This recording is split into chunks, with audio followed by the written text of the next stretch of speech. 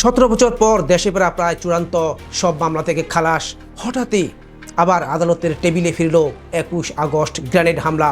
তারেক রহমান কি তবে ইশরাক মোমেন্টের দিকে এগিয়ে যাচ্ছেন? প্রশ্ন একটাই, যে পথে ফিরে আসা হচ্ছিল সেই পথে কি এখন আবার ঝড় উঠছে? বন্ধুরা, গত সপ্তাহে হাইকোর্টের রায়ে বিএনপির ভারপ্রাপ্ত চেয়ারম্যান তারেক রহমান ও তার স্ত্রী জুবাইদা রহমান সব মামলা থেকে খালাস পেয়েছিলেন। সেটা হয়তো অনেকেই পড়েছেন বিভিন্ন পত্রিকা এবং নিউজ চ্যানেলে। 2007 সালে করা দুর্নীতি, সম্পদ গোপন এবং অবৈধ সম্পদ সংক্রান্ত মামলায় আদালত বলেছে তাদের সম্পত্তি আইনগত কোনো অসাধুতা নেই, অর্থাৎ তারেক রহমান এখন সব দণ্ড ও সাজামুক্ত।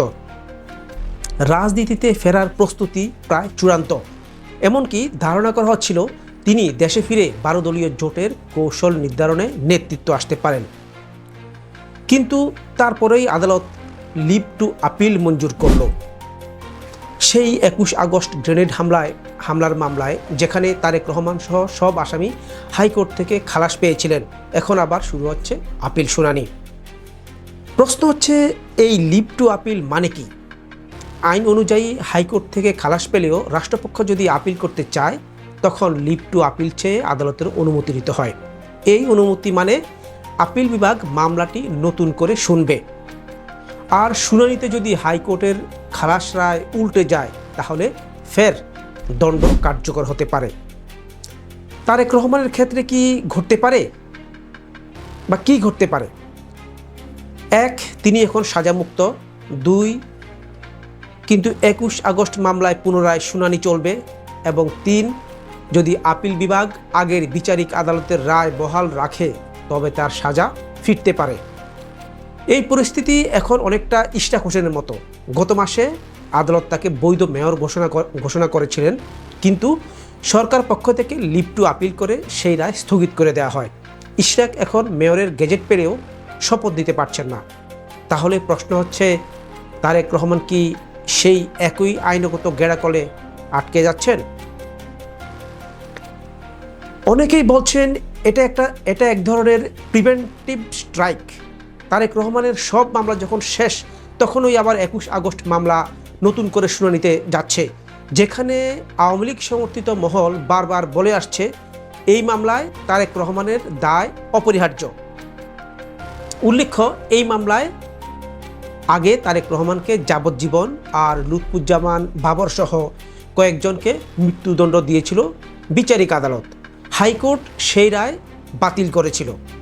এবার আপিল বিভাগ যদি হাইকোর্টের রায় উল্টায় তাহলে এসব সাজা ফের কার্যকর হতে পারে।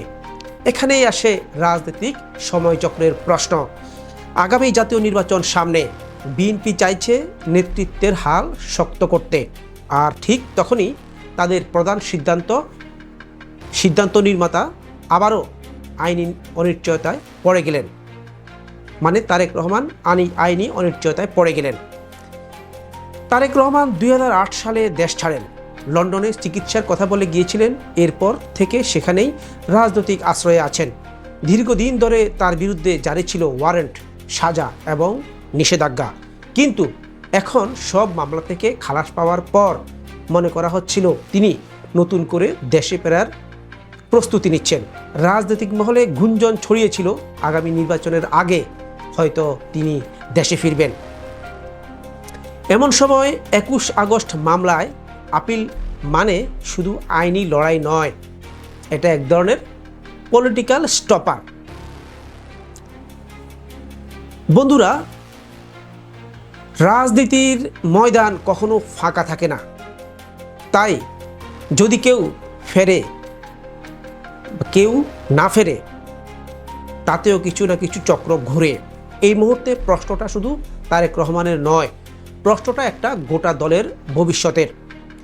21 আগস্ট মামলায় লিভ টু আপিল মানে আদালতের রায়ের অস্থিরতা, আর রাজনৈতিক বাস্তবতায় এটা হতে পারে তারেক রহমানের আশা না আসার নতুন নাট্যদৃশ্যের সূচনা। তারেক কি এখন আইনি গেমে আটকে যাচ্ছেন, নাকি আবারও এগিয়ে আসবেন রাজনৈতিক চালে? সময়ই দেবে উত্তর, কিন্তু প্রশ্নটা এখনই ছুড়ে দেওয়া যায়। এবার কি তারেক রহমান ইশরাক ট্র্যাপে পড়ে যাচ্ছেন? পাঠক, এই ব্যাপারে আপনার মতামত কি?